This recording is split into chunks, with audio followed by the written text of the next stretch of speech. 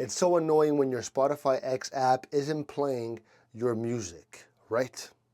Don't worry, I'm here to help you fix it and get back to enjoying your favorite tunes in no time. So first, check your internet connection. If you have a weak Wi-Fi or data signal, Spotify X might not load songs properly. Next, try restarting Spotify X, the app. So sometimes closing the app completely and opening it again can clear out any small glitches. Now, if that doesn't help, make sure that your iPhone's software is up to date. Go to the settings and check if there's a new update for your phone. Updating your phone can help to fix app issues, all right? Now, you can also try signing out of your account and signing back in.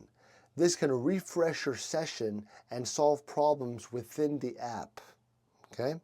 Lastly, if none of this works, uninstalling and reinstalling Spotify X might do the trick.